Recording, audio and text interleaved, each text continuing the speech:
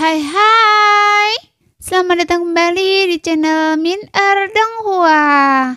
Di video kali ini kita akan melanjutkan cerita Donghua, Beta Truck di Heaven. Gak pakai lama-lama lagi, langsung aja kita ke ceritanya. Cekidot. Pada saat ini, Xiaoyan terus memperhatikan adegan ini dalam diam, dengan wajah tanpa ekspresi, dan tidak ada seorang pun yang tahu apa yang sedang dipikirkannya saat ini. Aura pembunuh yang kuat yang keluar dari Anda tadi membuat saya takut. Saya pikir Anda akan benar-benar membunuhnya. Jing Wuchen melangkah maju dan menepuk bahu Xiaoyan, matanya penuh kekaguman. Anda bisa mengendalikan emosi Anda saat marah, dan Anda bisa menarik kembali gerakan Anda sesuka hati dalam pertarungan hidup dan mati. Saudara Xiao, ketenangan Anda dan penguasaan keterampilan bertarung Anda luar biasa. Benar-benar membuat saya mengagumi Anda. Zhen Jian itu benar-benar tidak tahu terima kasih. Dia terus mendesak saya meskipun dia jelas tidak sehebat saya. Jadi saya ingin membunuhnya sekarang. Zhen berkata dengan wajah muram. Tetapi Anda dan saya sama-sama tahu bahwa lebih baik tidak membunuh Zhen Jian kecuali benar-benar diperlukan. Namun meskipun saya tidak membunuhnya, dia tetap saja tidak berguna. Senyuman perlahan muncul di bibir Xiaoyan. Apa maksud Anda? Meskipun Zhen Jian terluka parah, dia memiliki banyak bawahan untuk melindunginya. Selama ia minum pil penyembuh dan menjalani pemulihan selama beberapa waktu, ia tidak akan mengalami gejala sisa apapun. Jadi bagaimana dia bisa cacat? Memikirkan hal ini, Jing Wuchen bingung dan Long Yi juga bingung. Saya juga sudah bisa menebaknya dari ekspresi sedih Zhen Jian tadi. Xuan mengangkat alisnya sedikit.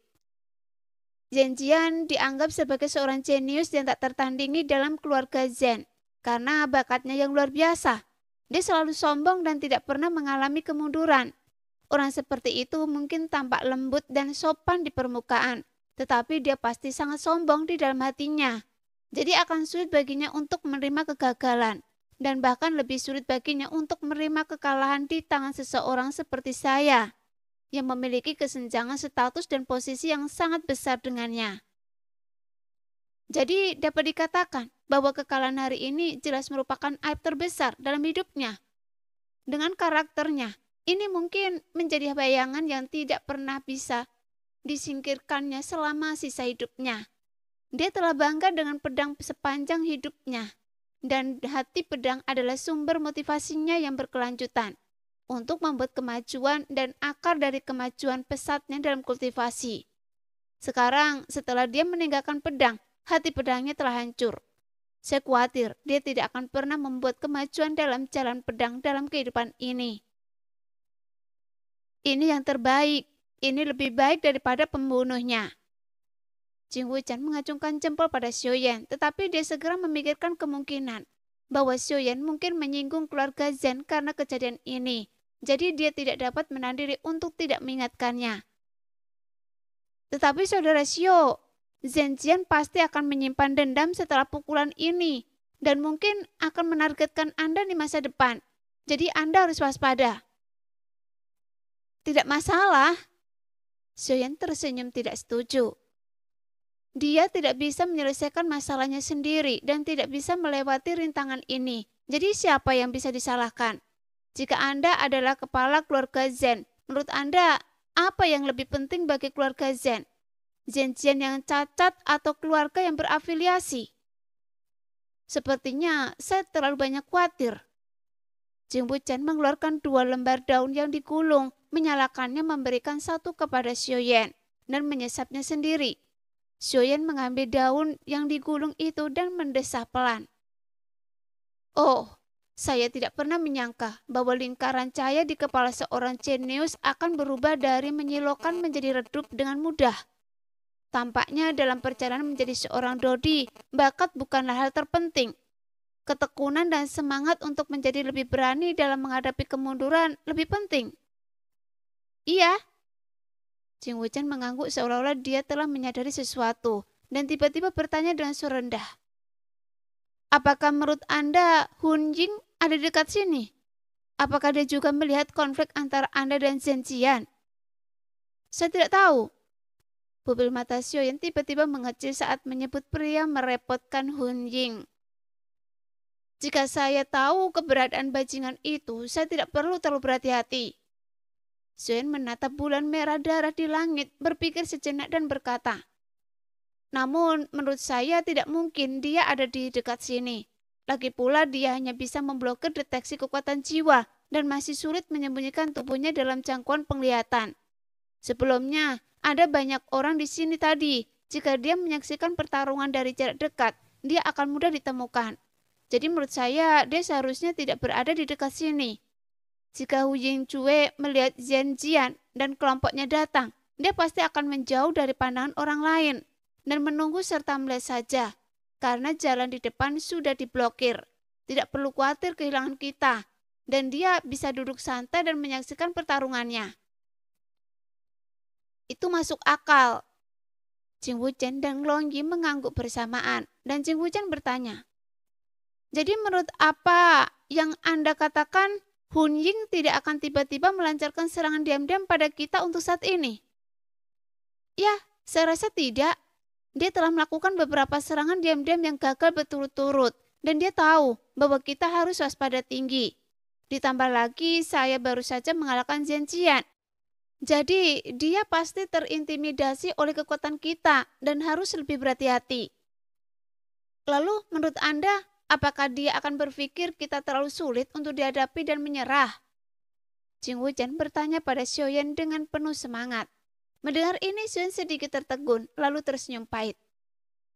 Anda hanya memikirkan hal-hal baik. Dia tidak akan menyerah sebelum membunuh saya. Mungkin misinya adalah memasuki ilusi untuk membunuh saya.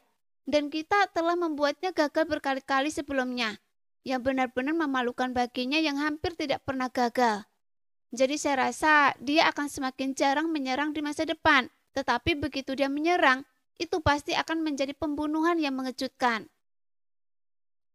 Dengan kata lain, jika kita diserang lagi, itu akan lebih berbahaya daripada sebelumnya. Hun Ying ini benar-benar menyebalkan.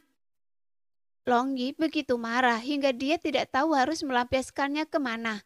Dan dengan marah menusukkan tombak petir ke jalan pegunungan. Jing Wuchen juga melempar daun-daun yang digulung itu ke tanah dan berkata dengan penuh kebencian.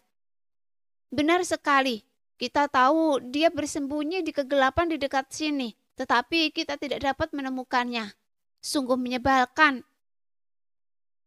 Melihat ekspresi tertekan di wajah kedua rekannya, Xiaoyan menenangkan diri dan meningkatkan semangat mereka. Jangan khawatir, kita akan menemukan cara untuk menghadapinya begitu kita sampai di lingkaran dalam. Bukankah Anda kurang percaya pada saya? Dan saya masih memikirkan harta karun yang dimilikinya, yang dapat memblokir deteksi kekuatan jiwa. Ejekan Xiaoyan membuat Jing Wuchen dan Long Yi merasa jauh lebih baik. Jing Wuchen berkata dengan tidak senang. Tapi kita bahkan tidak tahu bagaimana cara masuk ke lingkaran dalam. Anda tidak perlu khawatir tentang hal itu. Xiaoyan bersandar malas di tebing sambil mengembuskan beberapa lingkaran asap yang indah dari mulutnya. Dia menunggu sampai asap mengepul perlahan menghilang sebelum berkata, banyak sekali orang yang masuk. Jika kita perhatikan baik-baik, kita pasti akan menemukan pintu masuknya. Ayo pergi. Setelah mereka sampai di ujung jalan pegunungan lagi, awan dan kabut masih samar di bawah dan hijaunya mulai tampak. Xiaoyan dan dua orang lainnya mengamati dengan tenang. Lambat laun malam pun tiba dan bulan dara di langit tampak semakin dingin. Mata Long Yi yang sesekali memancarkan kilatan cahaya keemasan mulai menunjukkan sedikit rasa kesal.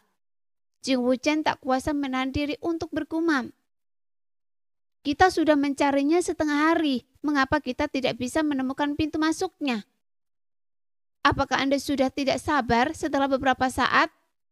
Xiaoyan berkata sambil menunduk. Kita harus belajar dari kekuatan lawan kita. Lihatlah Hun Ying untuk membunuh saya. Dia dengan sabar mengikuti kita begitu lama dan tidak muncul. Apakah kesabaran Anda tidak menunjukkan kemajuan? Saya merasa seperti duri dalam daging saya ketika memikirkan Hun Ying. Bagaimana saya bisa memiliki pikiran untuk belajar kesabaran?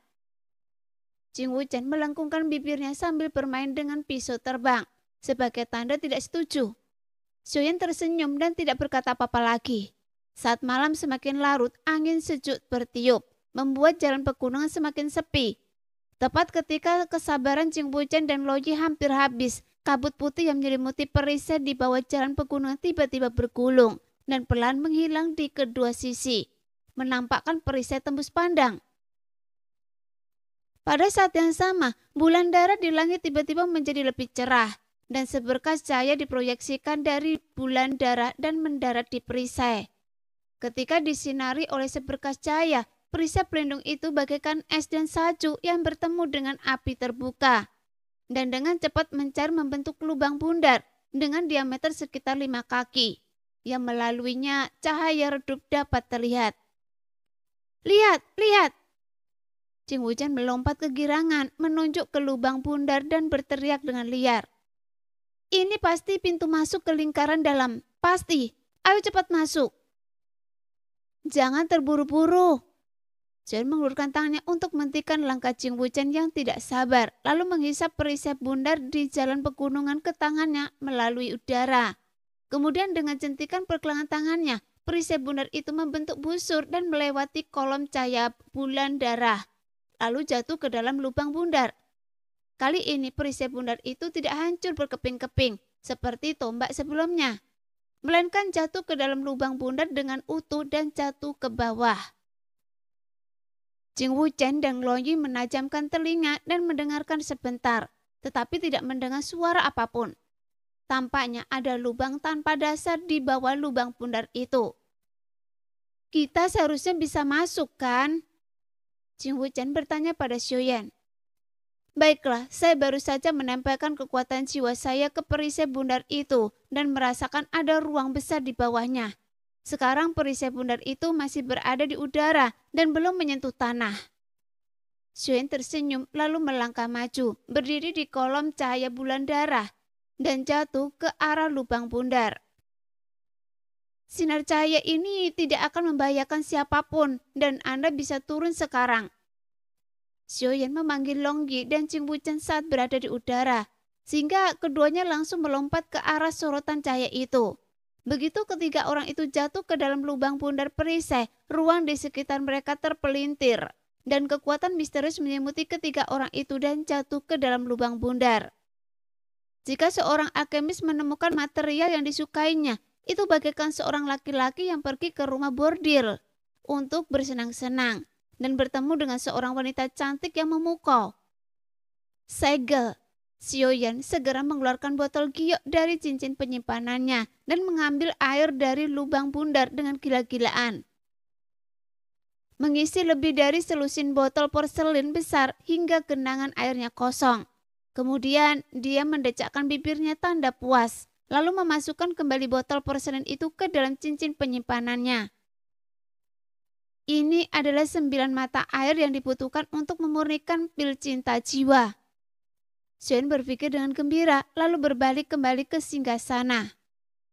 Bagaimana menurut Anda? Apakah itu benar? Begitu Jing Wuchen melihat ekspresi Xiaoyan, dia langsung menduga bahwa Xiaoyan telah menemukan air 9 mata air dan langsung menjadi bangga. Anda benar-benar memiliki pengetahuan yang luas. Xiaoyan mengangguk senang. Mari kita lihat lebih dekat di sini. Mungkin ada hal-hal baik lainnya. Saya selalu merasa bahwa tempat ini seperti reruntuhan yang tersisa dari zaman kuno. Saya tidak tahu kalau Anda begitu serakah dan Anda tidak puas dengan air dari 9 mata air. Jing Wuchen bercanda dengan gembira. Semuanya mungkin, lagi pula itu tidak akan memakan banyak waktu. Xiaoyan tersenyum naif lalu mengamati pilar-pilar batu dan dinding yang rusak dengan hati-hati. Long Yi mengikutinya di belakang Xiaoyan, sesekali menghantam ke kiri dan ke kanan dengan tombak petirnya. Namun, Long Yi tidak mencari sesuatu, tetapi dia ingin mengikuti Xiaoyan untuk mencegah serangan diam-diam dari Hun Yingcue yang mungkin muncul kapan saja. Tempat ini sekilas terlihat jelas, hanya ada pilar dan batu, benar-benar buang-buang waktu. Jing Wuchen bergumam pada diri sendiri sambil bersandar malas pada pilar batu dan mencabut sehelai daun. Mereka melirik ke dinding batu yang hanya memiliki beberapa relief kuno di atasnya. Mereka memukul pilar-pilar batu itu dengan senjata, namun tidak mendengar suara apapun yang teredam. Bahkan Xiao dan Long Yi dengan cepat mencari setiap sudut runtuhan, tetapi tidak menemukan apapun. Tidak ada yang perlu ditemukan. Jing Wuchen sangat bangga dengan penilaiannya yang benar. Namun ketika dia melempar sisa daun yang melengkung ke tanah dan hendak menginjak-injaknya, dia berteriak seolah-olah telah menemukan dunia baru. Hei, lihat, salju di tanah mulai mencair. Sudah Xiao, apakah itu karena Anda mengambil air 9 mata air? Xiaoyan dan Long Yi menunduk. Benar saja, salju di tanah perlahan mencair. Air mulai merembes keluar dari permukaan dan di beberapa tempat yang saljunya lebih tipis, tanah yang gelap bahkan terlihat. Saya bertanya-tanya mengapa tempat ini begitu berbeda dari tempat-tempat lain. Jadi inilah alasannya. Xiaoyan tiba-tiba tersadar dan matanya terpaku, menatap sudut tempat salju telah mencair. Lihat, sepertinya ada sesuatu di sudut itu. Xiaoyan melambaikan lengan bajunya, lalu badai api pun muncul, sehingga semua salju di tanah tersapu ke langit, lalu menguap menjadi kabut air di bawah suhu tinggi api surgawi. Jing Wuchen dan Long Yi kemudian menyadari bahwa mereka berada di 4 sudut tempat ini. Masing-masing diukir dengan pola yang tidak jelas. Ini tampaknya merupakan sebuah totem atau mungkin simbol dari suatu ras kuno. Mata Xiaoyan tertuju pada pola yang samar itu dan melihat banyak garis dengan lintasan misterius di atasnya. Tetapi dia tidak begitu mengerti apa yang diwakilinya. Namun setelah Jing Wuchen meliriknya beberapa kali dan dia tidak dapat mengalihkan pandangannya, mulutnya sedikit terbuka dan dia menjadi sedikit tidak jelas. Ini adalah lintasan pisau terbang. Saya yakin ini adalah lintasan pisau terbang. Ras kuno yang menggunakan pisau terbang sebagai senjata pasti pernah tinggal di sini. Karena ada di sini, pasti ada di tempat lain. Jing Wuchen sangat bersemangat dan berbalik untuk memeriksa pola pada pilar batu dan dinding yang rusak. Namun setelah berputar melilingi reruntuhan itu beberapa kali, Jing Wuchen layu seperti terong yang terkena embun beku. Selain dari bentuk dan pola pada pilar-pilar batu serta tembok-tembok yang pecah, tidak ada pola yang serupa dengan lintasan pisau terbang itu. Saya selalu merasa bahwa pola di keempat sudut ini saling berhubungan. Wuchen, Anda ahli dalam pisau terbang. Saya pikir mungkin Anda harus mempelajarinya dengan seksama dan mungkin Anda akan menemukan hal baru. Xiaoyan membuat sasaran yang serius. Iya. Mata Jing Wuchen berbinar dan dia berjongkok di tanah untuk mengamati keempat pola tersebut. Dia mengulurkan tangannya dan memberi isyarat dari waktu ke waktu hingga akhirnya pisau terbang itu terlepas. Terbang mengikuti lintasan pola tersebut. Jing Wuchen dengan cepat tenggelam di dalamnya.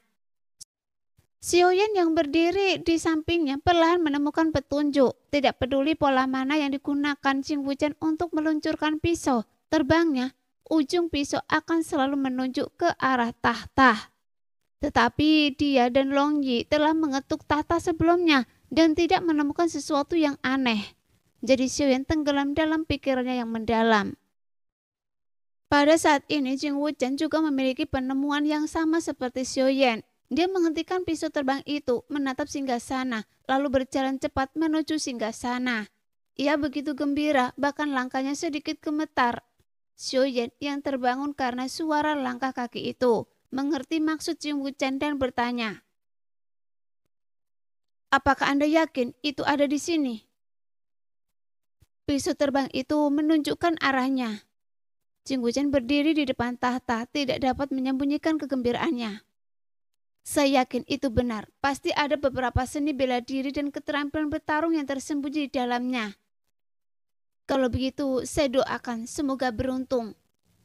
Xiaoyan kembali memperhatikan singgasana itu dengan seksama, tetapi tidak menemukan sesuatu yang aneh. Lalu menggelengkan kepalanya tak berdaya. Kemudian dia dan Long Yi berdiri diam di samping, menantikan kejutan Jing Wuchen. Di lembah yang agak remang-remang itu ada keheningan, kecuali suara gemerisik Jing Wuchen yang menggosok batu biru singgasana. Setelah menunggu cukup lama, tepat ketika Suyen mulai mengerutkan kening, Jing Wuchen jatuh terduduk di tanah, memukul-mukul tanah dengan lemah menggunakan tinjunya. Sangat frustasi. Benar-benar tidak ada apa-apa. Apakah ini hanya lelucon yang dipermainkan Tuhan kepada saya? Karena tidak ada untungnya, mengapa tidak menghancurkan tahta dan melihatnya? Xiaoyan mengeluarkan penguasa berat. Sama sekali tidak, mungkin kita belum menemukan kuncinya. Melihat Xiaoyan akan menghancurkan tahta, Jing Wuchen melompat dari tanah. Masih ada secercah harapan selama masih ada. Jika hancur, semuanya akan hilang. Namun ekspresi Xiaoyan sama sekali tidak berubah. Karena kita telah mencoba semua cara dan tidak memperoleh apa-apa, mengapa membuang-buang waktu? Bukankah sebelumnya Anda mengatakan bahwa tidak ada apa-apa di sini? Tapi Anda begitu tenang sebelumnya dan tidak ada harapan. Mengapa sekarang Anda begitu khawatir setelah memiliki sedikit harapan? Apa yang menjadi milik Anda akan selalu menjadi milik Anda, dan apa yang bukan milik Anda tidak akan ada perlu disesali.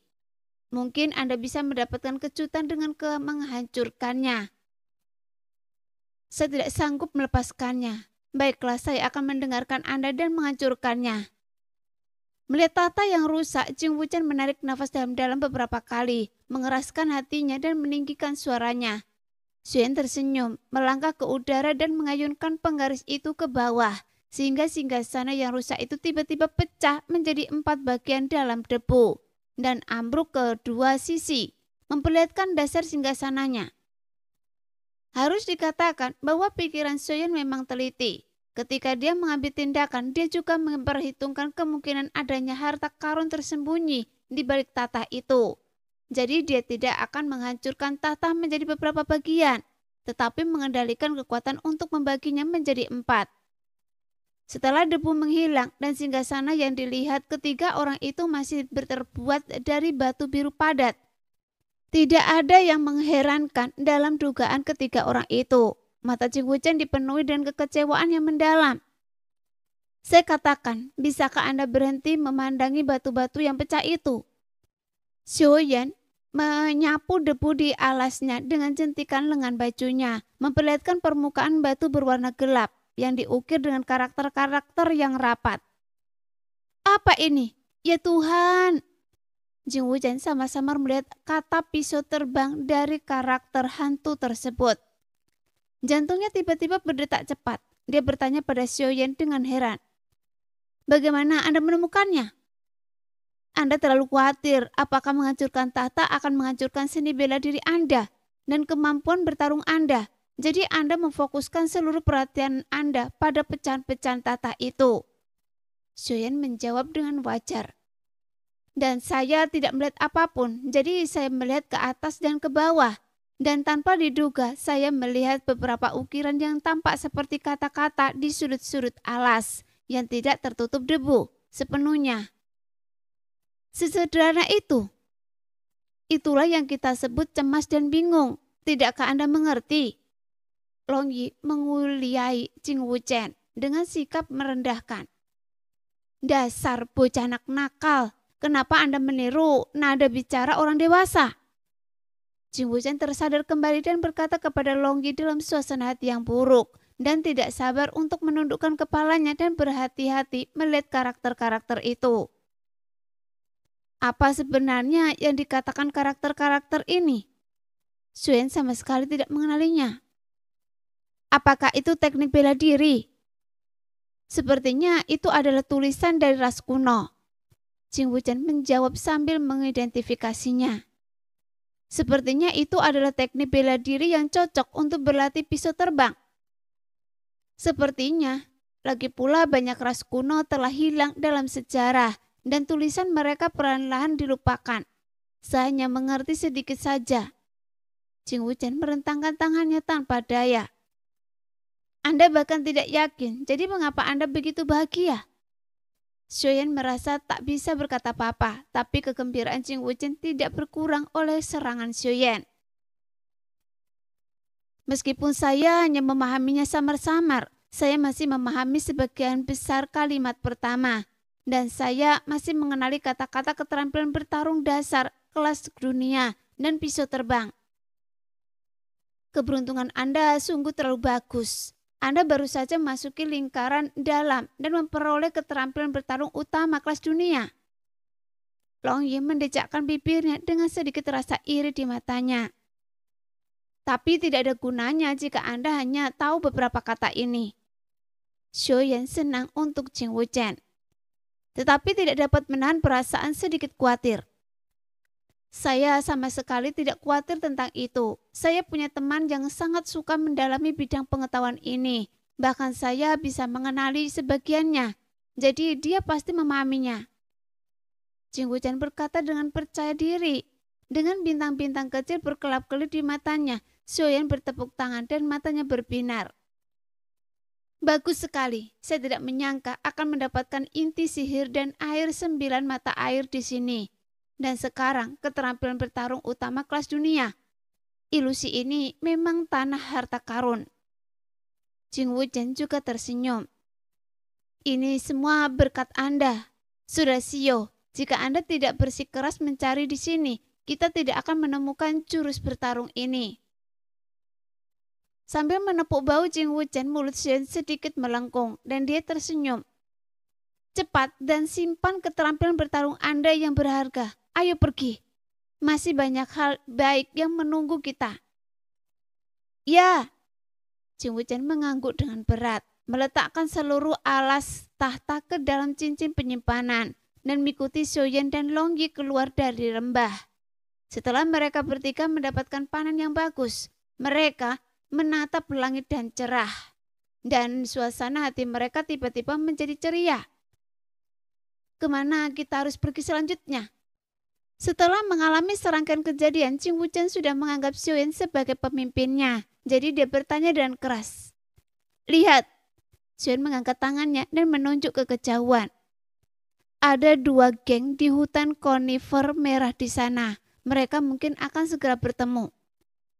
Apa yang terjadi? Apakah ada harta karun lainnya? Jing Wuchen tiba-tiba menjadi waspada. Apakah menurut Anda harta karun itu adalah kubis yang ada di mana-mana di jalan? Xiaoyan memutar matanya ke arah Jing Wuchen dengan kesal. Ada sekelompok orang yang sedang memburu monster di hutan konifer. Dan kelompok lain pastinya mendengar keributan itu dan memanfaatkan situasi untuk merampok. Xiaoyan tersenyum. Kekuatan kelompok pemburu monster tidaklah lemah. 6 monster tingkat menengah bintang 5 hampir tidak dapat tertahan. Oh, Jing Wuchen menjadi lesu saat mendengarnya. Apa hubungannya ini dan kita? Tentu saja itu penting. Xiaoyan meletakkan tangannya di bahu Long Yi secara alami. Ketika kita berada di lingkaran luar, kita hampir tidak pernah mengalami inisiatif untuk membunuh orang, kan? Melihat Jing Wuchen dan Long Yi mengangguk, jadi Xiaoyan melanjutkan. Itu karena ketika kita baru saja memasuki ilusi, semua orang tidak memiliki banyak kelebihan. Dan bahkan jika mereka memilikinya, kita tidak memandang rendah mereka. Namun sekarang berbeda. Siapapun yang dapat memasuki lingkaran dalam telah mengalami ratusan pertempuran. Dan salah satu dari mereka yang memiliki banyak kelebihan. Nada bicara Xiaoyan berangsur-angsur menjadi dingin. Meskipun kita bukan orang yang haus darah, di sini jika Anda tidak membunuh seseorang, Anda akan dibunuh. Selain itu, untuk mendapatkan hadiah dari wali, mari kita singkirkan apa yang disebut belas kasihan untuk sementara waktu. Perkataan Xiaoyan membuat mata Jing Wuchen dan Long Yi berbinar-binar.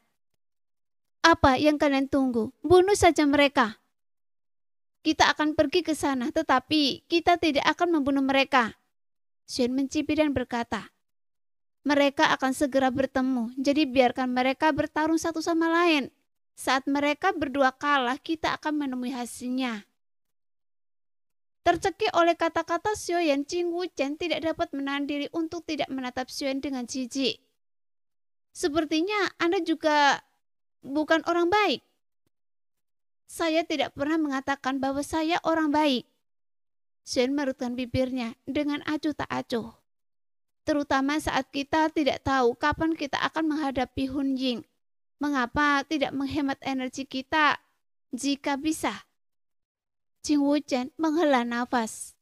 Sayangnya, meskipun menurut saya selalu ada logika yang menyimpang dalam kata-kata Anda, dan saya harus mengakui bahwa apa yang Anda katakan memang masuk akal. Sepertinya Anda juga bukan orang baik. Xuyen tertawa. Melihat bahwa kehangatan penilaiannya baru-baru ini terhadap Xuyen belum memudar. Ketika Xuyen memberinya penilaian yang sama, Jing Wuchen benar-benar ingin menampar wajahnya sendiri, bertanya-tanya mengapa dia begitu jahat. Dan kemudian dia menggertakkan giginya dan tidak mengatakan apa-apa lagi.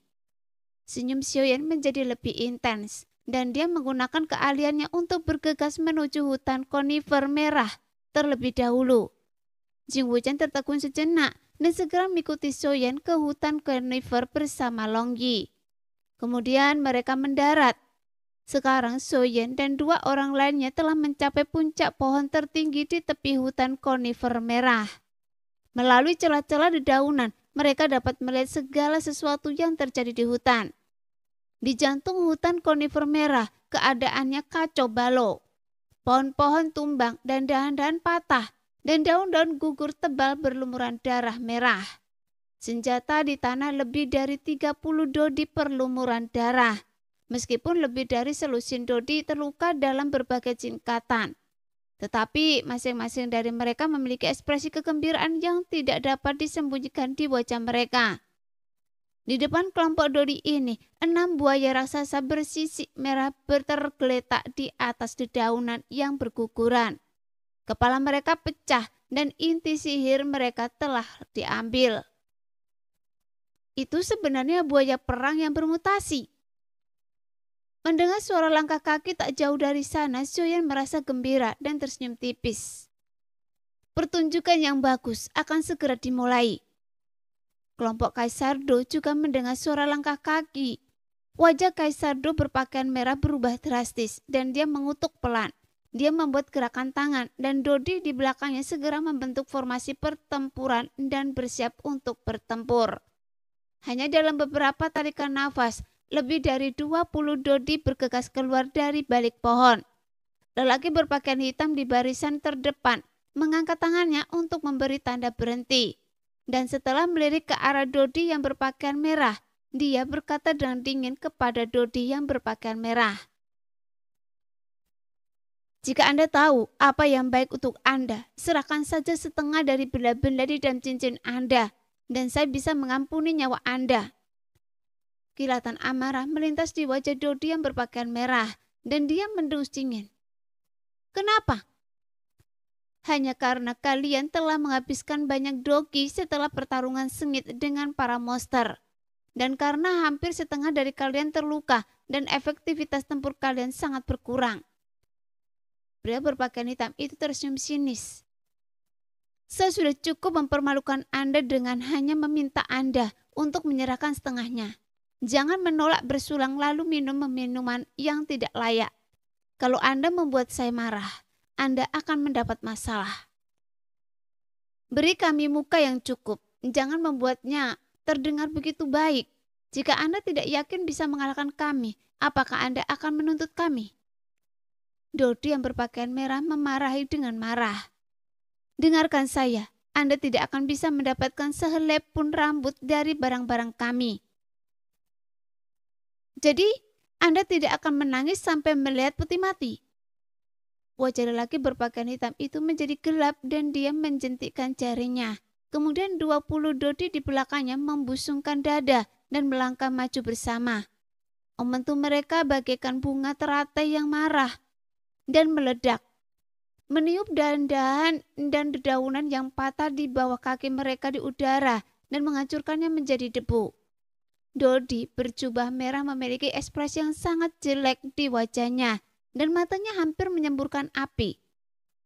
Di satu sisi adalah prajurit yang kelelahan dan di sisi lain adalah prajurit yang siap sedia.